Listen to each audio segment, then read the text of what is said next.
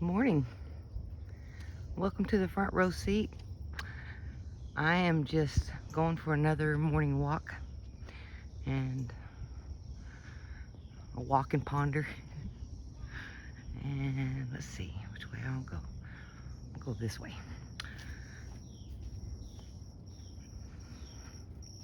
Yeah. Oh, that's nice. Ooh.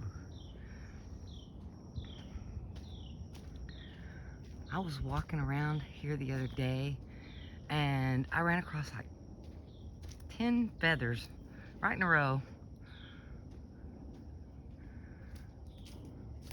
Just reminded me just be light about it. Just the longer I can maintain a calm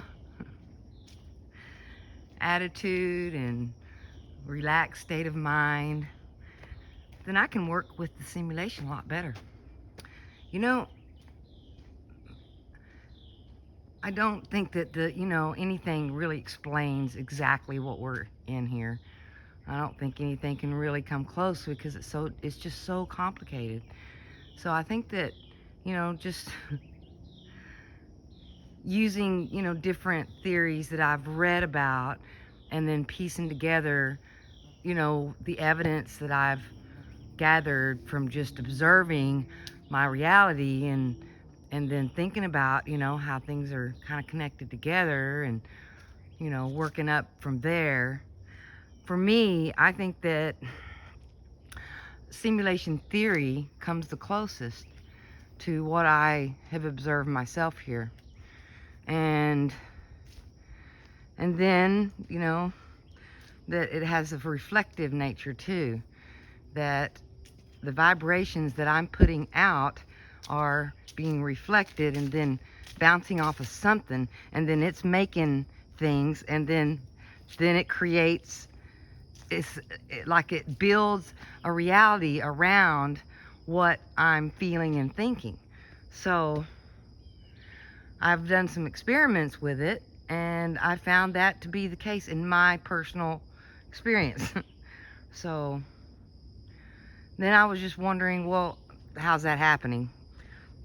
Which it really doesn't matter how exactly it's happening. What I wanted to know is how it works so that I could understand what it is about reality, that I want to learn and grow from, because as I do that, my reality changes and it gets better. I didn't have a good reality for a long time, and I didn't understand that I was creating some of that stuff by how I felt. And I know that had I known that I was, a vibrational being here, and that what I was putting out was just being reflected back to me, I would have been able to made my reality a much better one. I talked to Ryad the other day, and he said, yeah, if you're not careful, your virtual reality settings will end up on nightmare settings, like a video game. He said that he plays this video game that has different settings on it, and it had a nightmare setting on it where it just, makes everything much worse. And we got to laughing about that, and I said, you know what, that's funny, because my reality settings, it's been on nightmare settings before, and then I've been able to move it off of nightmare settings and see the difference. So so that's just the information I didn't have, and I didn't understand that if I could learn how this place works, then I could be in a much better reality and not have my reality on nightmare settings here. And as I've learned and grown, I can see now that it is exactly how this place works. So I've been just trying to piece together those parts so that I could have a bigger picture of what is the nature of my reality. And in that process, I've found some other things. One of the things that I was really interested in is, and this is connected to vibration. This is what I was pondering about this morning. Electromagnetic energy. Or is it energy? What if it's more like it creates scalar waves, right? And so it's vibration, so it'd be more intense. Scalar waves can be mild, or it can have more juice to it, you know. And I kind of noticed it when I was in or around big buildings that had sacred geometry components in it and things like that. Another thing I noticed, there's certain places that I went that had really, oh, is that the way? No, that's not the way. These buildings had these vibes in them that were just really intense, and I could feel it. And then when you leave, you feel it changing, you know. So I was like, oh, so if the scalar waves are standing waves, and they can be the more intensely compacted maybe, or the frequencies changed, it maybe allows us to tune in to that vibration, and then it can absorb within my vibration too. And I noticed this about a lot of different places. It's not just one place. There was a park in downtown Dallas, and it had vortex energy. The water was going around in a circle. It was coming out, and there was a big crystal sitting there. And then there was people standing around this, and I could tell that it's like they really didn't have a purpose, and they were just standing there, and they had looks on their faces like, I have no idea why I'm standing here, but here I am. And we were all just standing there, and I could feel this intense wave of, you know, and I think it's that scalar energy. I could feel this intense wave of energy roll in, and I was like, oh, this is nice. And we stayed there for an hour or so, just enjoying that and how it felt. So I was thinking about all that, and then I went, well, you know what? I think that maybe all the old churches, they all had those bells in it.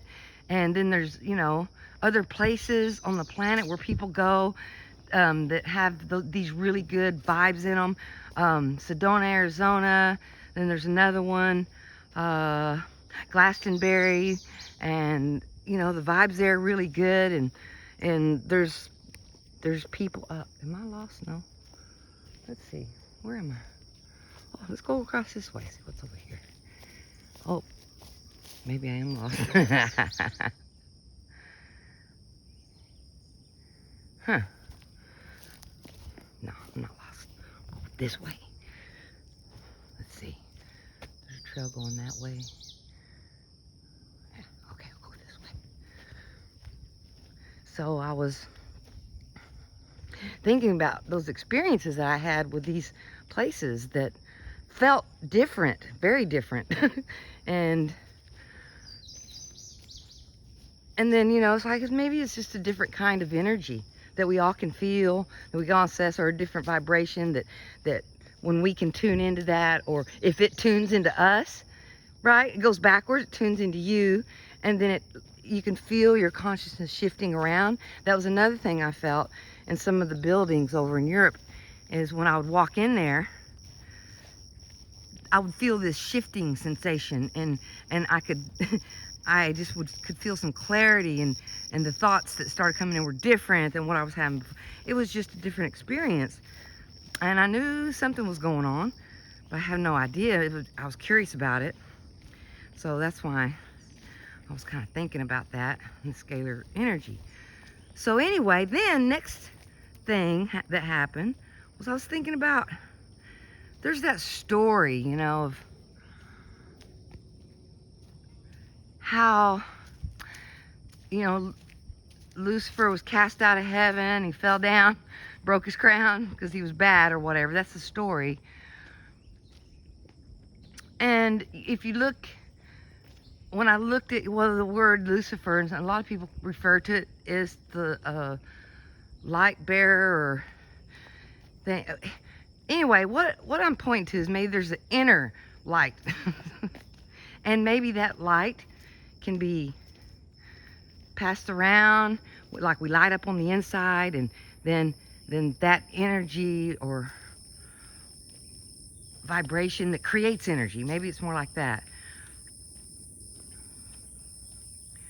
So maybe that, you know, when all the bells would be ringing, it would create scalar energy. And people would go there and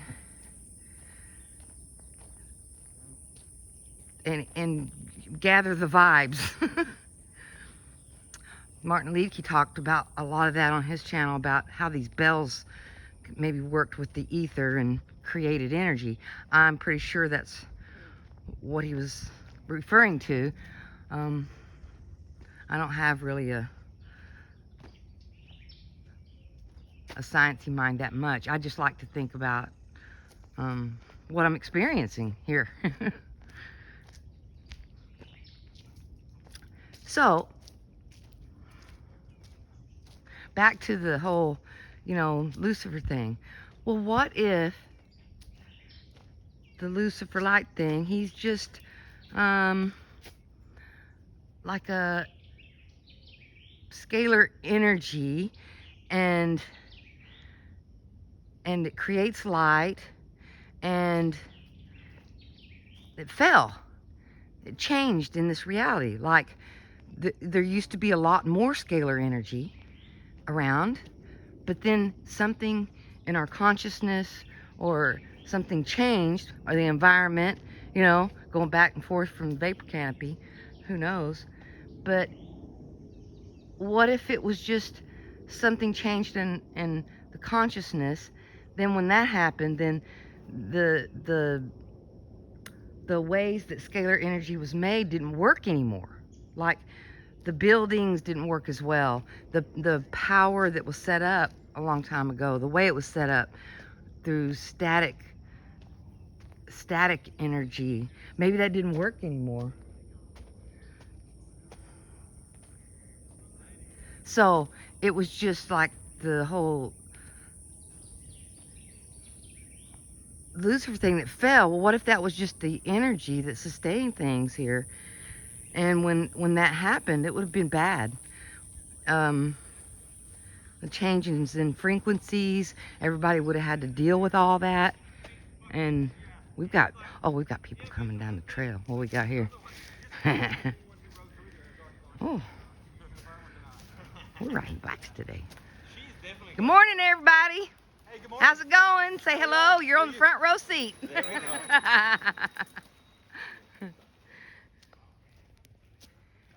There they go.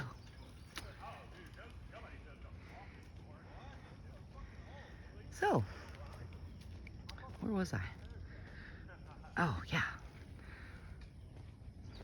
So Satan, Lucifer, you know, if there was like a, whether, you know, in the golden age with all these beautiful buildings and all these beautiful vibes rolling around everywhere, and then all of a sudden everything changed to what we are in now, where there's not great vibes all over the place.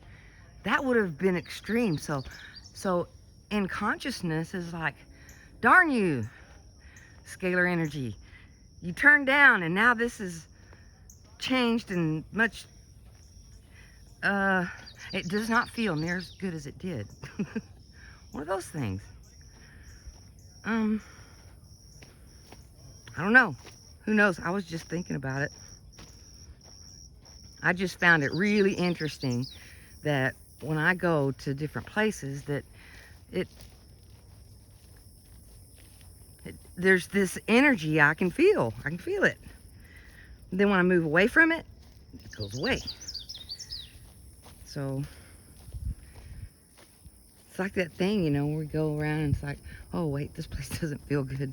Well, it probably has very little of this electromagnetic frequency or energy. I don't know what it is. It's electric, it's magnetic energy. So see, that's the thing. There are ways to amplify scalar waves within ourselves. And the way you can do that is things like thinking thoughts that make you feel good.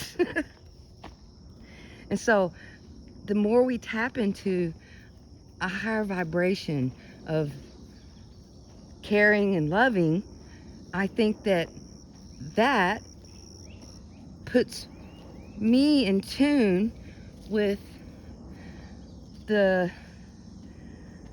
Uh-oh, there's a fork in the road again.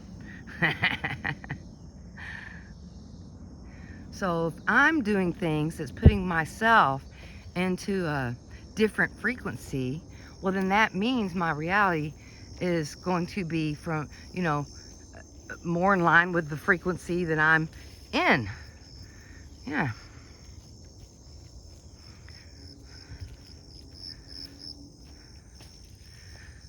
Then I was thinking about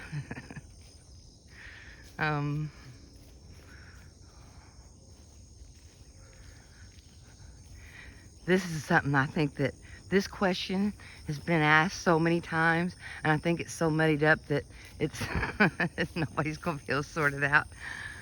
Not that it needs to be sorted out, it's just a fun thing to do. And it's the question around, what is love? You know, what is it?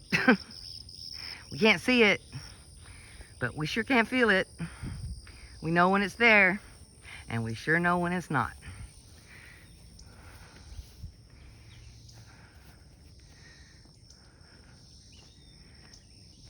So, yeah. What is love? What is love? Don't hurt me. Oh, no. Well, see, I think that it just got a little confused. And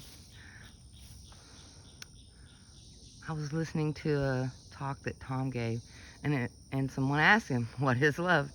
And it was really interesting what he said. He told everybody in that room that love is not something that you get. He said it's something that you give. He said,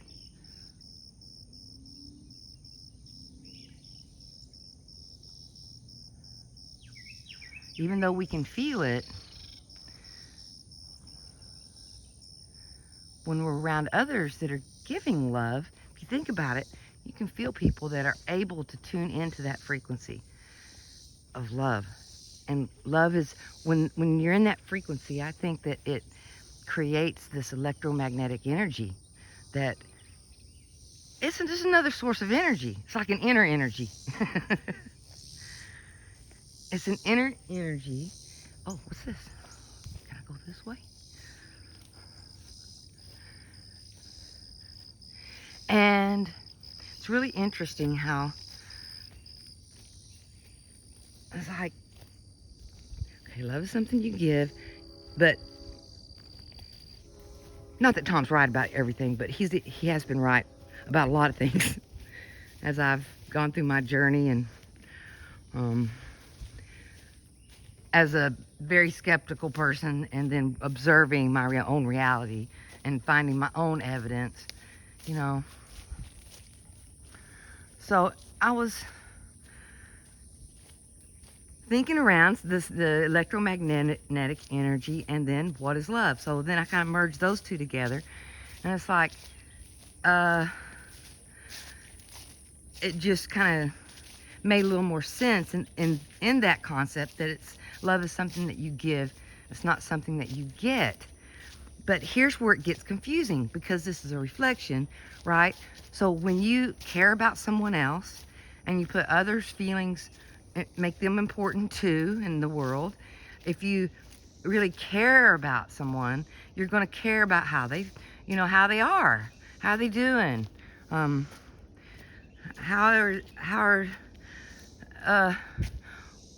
how are they experiencing the world?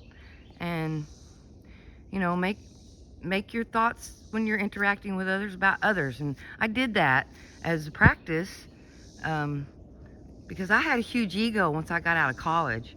And because when you're, you know, working in that field as a registered nurse, you walk into a room and everybody just does what you tell them to. Well, that's not reality. It was because I had a white coat on with a stethoscope on it. So my ego just kind of blew up a little bit. So I had to work on that once I retired. Yeah. So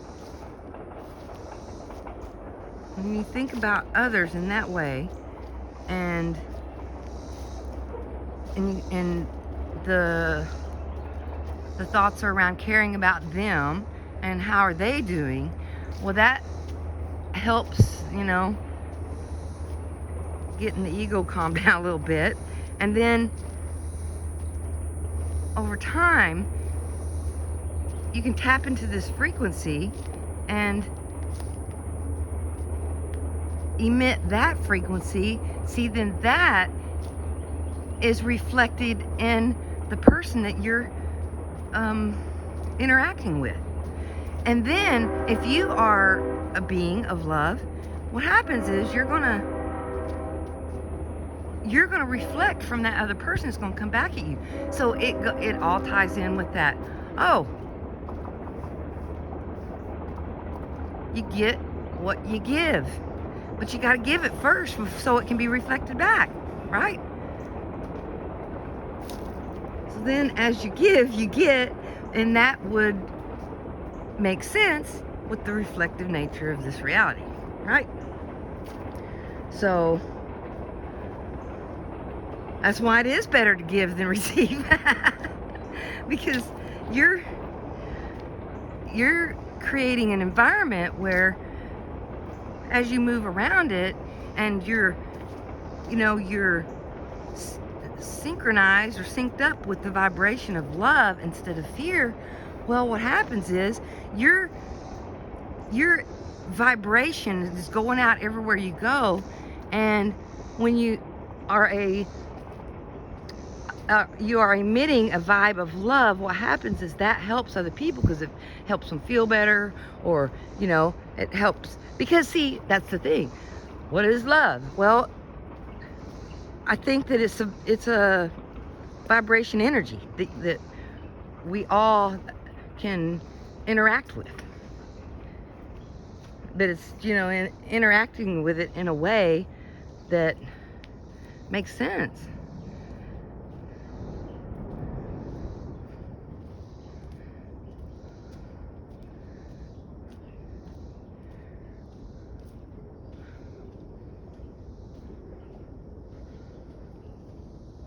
So I think that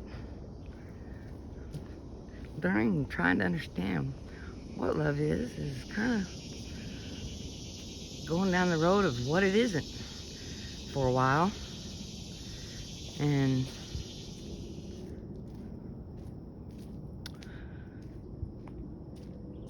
I think that the frequency or vibration of love can carry a lot of energy with it.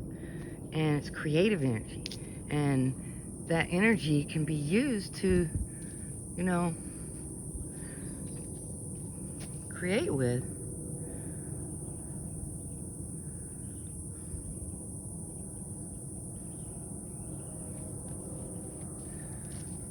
Because as I was learning how to be better at creating the reality I would want to see and that's more helpful for me and those around me, I just noticed that things were changing a lot.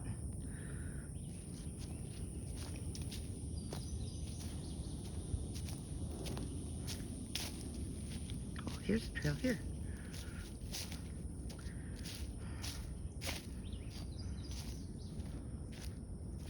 I live in a green belt. And there's a forest behind my house. So I can come out here and walk in the mornings And it's really nice, as it's almost 100 degrees right now, but back here it's a little cooler, and it's my favorite.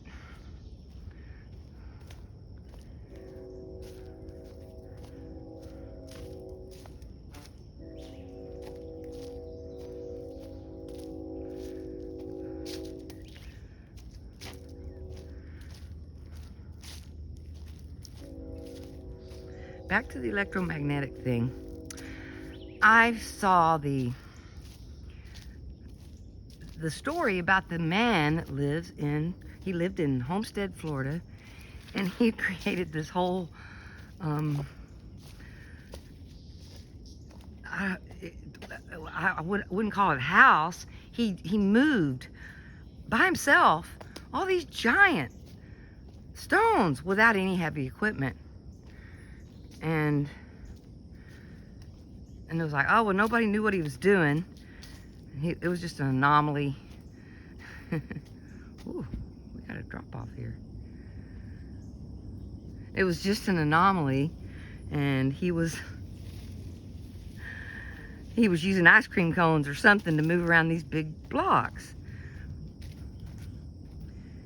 And I think that he just understood electromagnetic energy and how it works, and how you can tune into different frequencies. Then when things resonate with it, well, they don't act the same way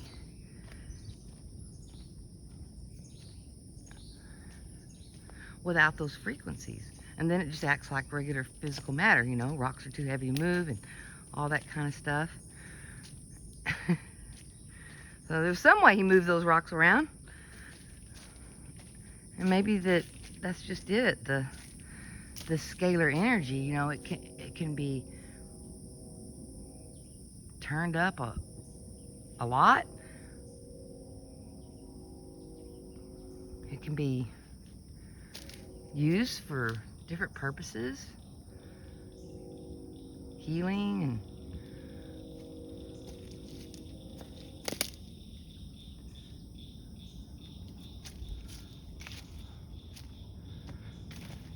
it's really interesting to ponder that. I always found that interesting.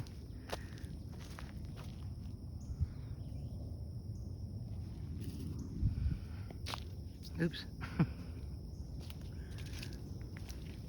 Oh, this is really nice through here.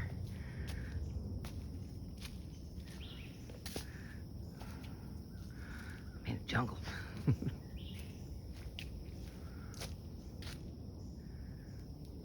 out there.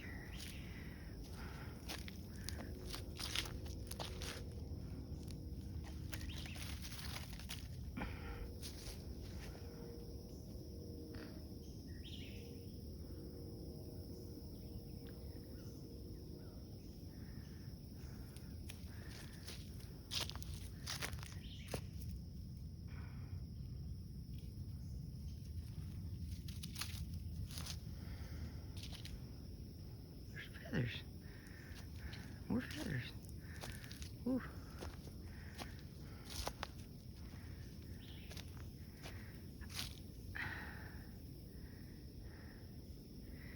What if the way these are shaped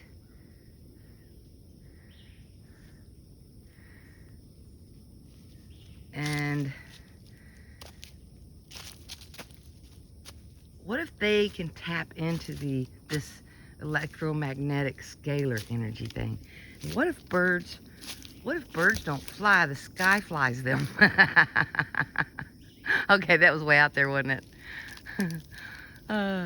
I really liked Schauberger's work on water energy and vortex energy, which I think creates scalar energy. When you spin stuff, it takes on different properties.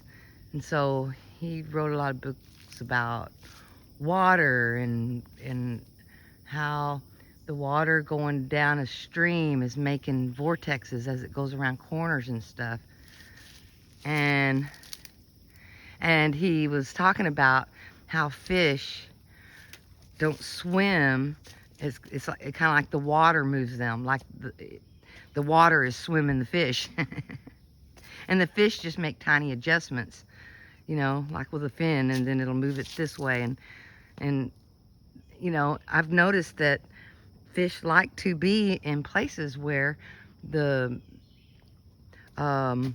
like a waterfall, then not in the real strong current, but they'll be off to the side. It's almost like they're over there soaking in the energy and just, you know, being there where this different kind of energy is at. It's almost like this energy is in places where there's water. There's always water around a lot of these places that have this energy in it. And ooh. So yeah, I wondered if the shape of the feathers would like connect them into the ether as they fly. Like on that movie Avatar, where they were connecting into everything wherever they went, and they, you know, like they're they would plug into this bird thing that they would fly. I think it's kind of like that with us too, but we can't see the plug and we can't see the connection, but there's a connection. You know, we have connection with certain people, and so, you know, I have different frequencies, but that connection, I think, is done a lot through these frequencies. Got to tune in. It's like a radio station. Oh, let's see if I can get down this hill. Let's see.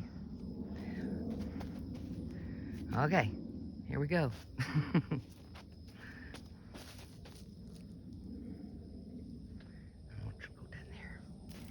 Ooh. Ooh. Got it. Oh, look at this. Now it looks like I'm in the Grand Canyon. I got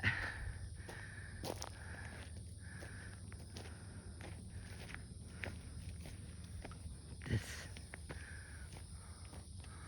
It's like it comes around here.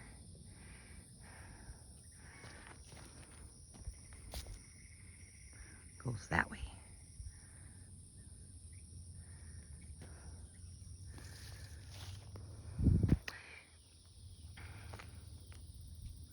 Yeah, right here where I'm standing is probably going to be 110 today. So I'm not going to be here when that happens.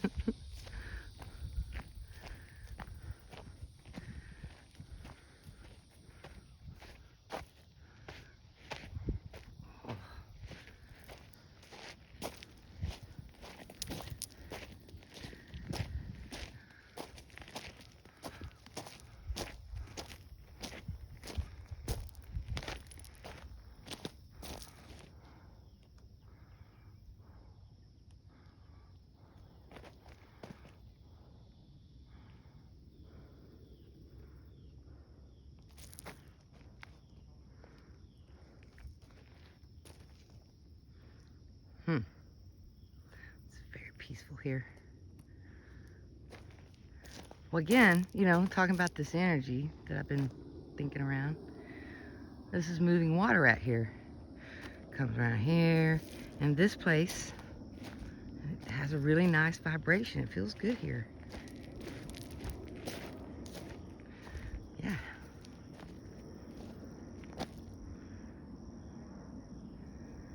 Ah, it's very relaxing. That would explain too how when you go into like a busy city and everything's moving around, how it feels different than like when you're standing in places like this.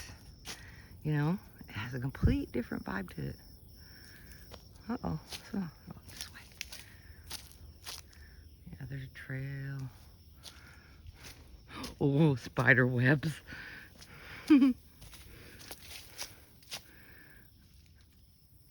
Nope, not poison ivy. Yay.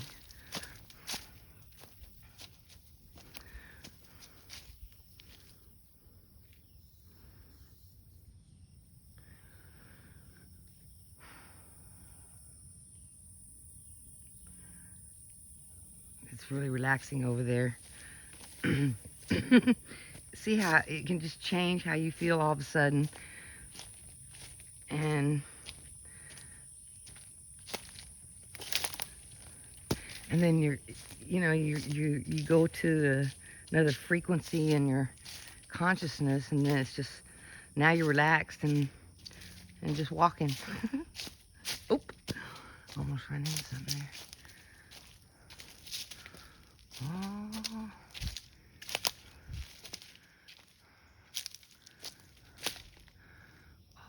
See, there's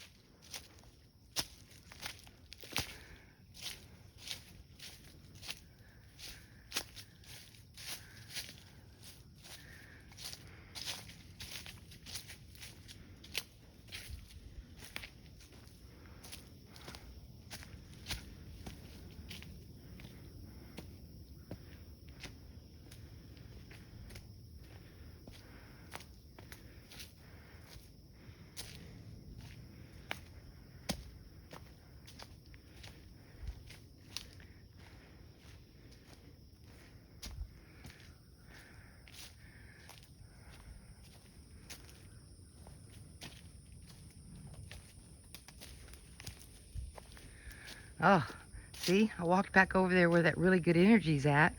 It made me all relaxed, and I was just kind of came to walking here. Ooh, that was nice.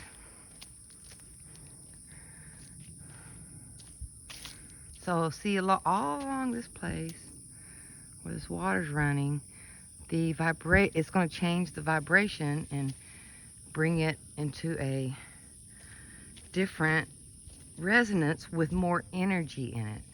And there's energy in places like this.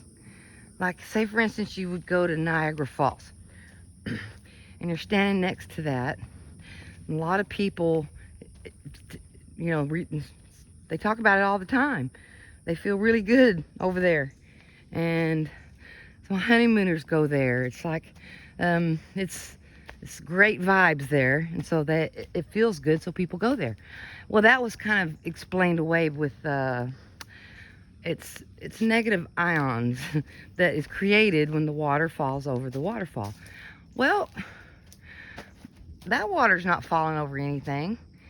And there's great vibes over there too, because I can feel it when it's there and when it's not there. It's just my own personal experience. So it can't be that it's just because the water's falling over the waterfall. It's something else. So I think it's because the water is moving. When it moves, it creates this vibration that, like I said, creates energy.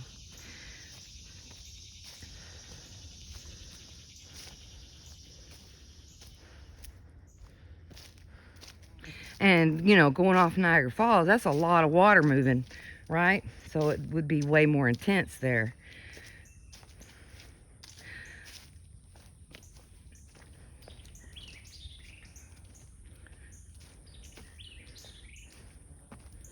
Well,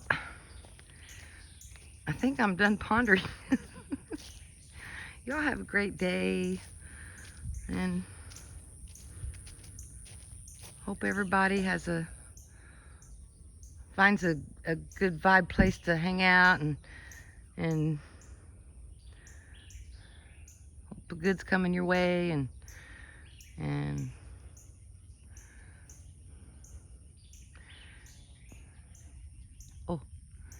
take care. See you later.